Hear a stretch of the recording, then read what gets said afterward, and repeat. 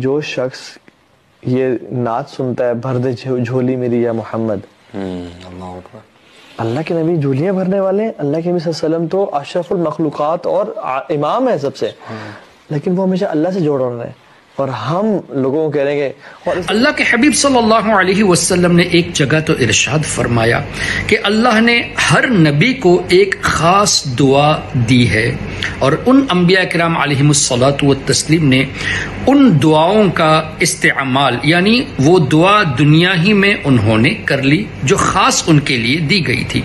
میں نے جو مجھے دی گئی ہے دعا اس کو روز قیامت کے لیے ریزرو رکھا ہے، او کما قال علیہ السلام. اور اسی طرح دوسری روایت میں جو صحیح مسلم میں ہے، حضور علیہ الصلوۃ والسلام ارشاد فرماتے ہیں کہ میں نے وہ دعا ریزرو رکھی ہے کب کے لیے؟ اس دن کے لیے یرغب الی الخلق کلہم، جب تمام لوگ میری طرف راغب ہوں گے، میری طرف آئیں گے حاجت روائی کے لیے. اس پر حضور علیہ الصلوۃ والسلام نے اختتام نہیں فرمایا، بلکہ فرماتے ہیں یرغب الی الخلق کلہم حتی ابراہیم علیہ الصلوۃ والسلام، تمام لوگ میری طرف آئیں گے اپنی حاجتوں کے لیے، حتیٰ کہ سیدنا ابراہیم خلیل اللہ علیہ الصلوۃ والسلام، جبکہ ابراہیم علیہ الصلوۃ والسلام اللہ کے خلیل ہیں، تمام انبیاء اللہ کے نبی ہیں، تو ان کے درجات تو بلند ہیں ہی، اللہ ان کے درجات مزید بلند فرمائے گا حضور علیہ الصلوۃ والسلام کی شفاعت کے ذریعے. اب حضور علیہ الصلوۃ والسلام کی شفاعت کے انبیاء کرام بھی طالب ہیں، تو یہ کہنا کہ سارے نبی تیرے در کے سوالی، اس میں شرکیہ کون سا لفظ کہہ دیا گیا ہے؟ یہ تو عین قرآن اور احادیث کی روشنی میں ہے. پھر ہمارے آقا صلی اللہ علیہ وسلم نے ارشاد فرمایا واللہ یعطی انما انا قاسم، اللہ دیتا ہے میں ہی تقسیم کرنے والا ہوں. وخازن کا لفظ بھی ہے، میں ہی خزانچی ہوں، میں ہی ٹریشرر ہوں. اور مزید فرمایا اللہ نے میرے ہاتھوں میں زمین کے تمام خزانوں کی چابیاں دے دی ہے.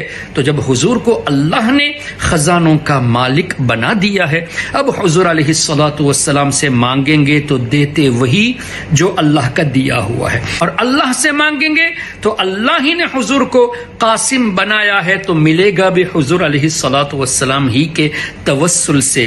اور یہ بات صرف ہمارے علماء نے نہیں بلکہ ابن تیمیہ کے شاگرد ابن القیم الجوزیہ نے بھی اپنی کتاب زاد المعاد میں اس طرح لکھا کہ دنیا میں اور آخرت میں حضور علیہ الصلوۃ والسلام کے کسی بھی امتی کو جو کچھ بھی اللہ دیتا ہے وہ حضور کے ہاتھوں سے عطا فرماتا ہے. یہ ابن القیم جوزیہ نے اپنی کتاب زاد المعاد میں لکھا ہے. اب ان لوگوں کا اس طرح کہنا کہ بھر دو جھولی یا رسول اللہ میری جھولی کو بھر دیجئے، ایسا کہنا شرک ہے، یا سارے نبی تیرے در کے سوالی، یہ کہنا شرک ہے. اس کا مطلب انہوں نے نہ قرآن پڑھا ہے نہ حدیث پڑھی ہے، اور حضور علیہ الصلوۃ والسلام پر الزام بھی لگا رہے ہیں. کیوں؟ جب حضور نے فرما دیا کہ اللہ نے مجھے بانٹنے والا بنایا ہے تو یہ تسلیم نہیں کرتے. پھر حضور کو تسلیم نہ کرنا یہ اللہ کی بات کا بھی انکار کرنا ہوا. کیوں؟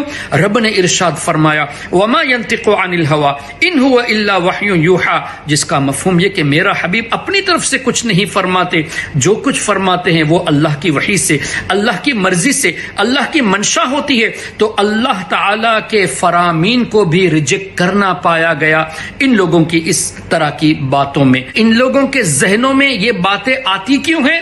اس کی ایک وجہ سمجھ میں یہ آتی ہے کہ یہ اپنے کو قیاس کرتے ہیں نبی پاک صلی اللہ علیہ وسلم کی ذات سے کہ ہم اس طرح نہیں کر سکتے تو حضور کیسے کر سکتے ہیں؟ ہم بھی انسان، اور نبی پاک صلی اللہ علیہ وسلم کو اللہ نے دنیا میں لباس بشری میں مبعوث فرمایا. ہم بھی کھاتے ہیں، وہ بھی کھاتے تھے، ہم بھی کام کرتے ہیں، وہ بھی کام کرتے ہیں، تو جو کام ہم سے نہ ہو پائے وہ نبی سے کیسے ہو پائے گا؟ اس طرح کے قیاس کرنے کی وجہ سے یہ گمراہیت کی طرف گئے ہیں. جبکہ صحابہ کرام رضوانullah علیہم اجمعین جن کی مثال دنیا میں نہیں ملتی، ان لوگوں نے بھی حضور علیہ الصلوۃ والسلام ہی سے اپنی حاجت کو مانگا ہے۔ کیوں؟ ان کو اس بات کا یقین تھا کہ اللہ ہی نے حضور علیہ الصلوۃ والسلام کو مالک بنایا، اللہ ہی نے حضور علیہ الصلوۃ والسلام کو خازن بنایا، اللہ ہی نے حضور علیہ الصلوۃ والسلام کو قاسم بنایا۔ یہاں تک کہ صحابہ نے حضور علیہ السلام سے یوں بھی فرمایا، یا مالک الناس، اے لوگوں کے مالک۔ اللہ اکبر۔ کیوں؟ ان کا عقیدہ تھا کہ اللہ نے حضور کو مالک بنایا۔ اللہ تبارک و تعالی ہمیں صحابہ کرام کے نقش قدم پر چلنے کی توفیق عطا فرمائے، جنہوں نے اتنے بڑے مراتب کے باوجود بھی حضور کو اپنے جیسا نہیں قیاس کیا، اور ان لوگوں نے حضور کو اپنے جیسا سمجھ لیا، تبھی اس طرح کی باتیں کر کے لوگوں کو گمراہ کرتے ہیں۔ اللہ ایسے شریر لوگوں سے قوم کی حفاظت فرمائے، آمین۔ والسلام علیکم۔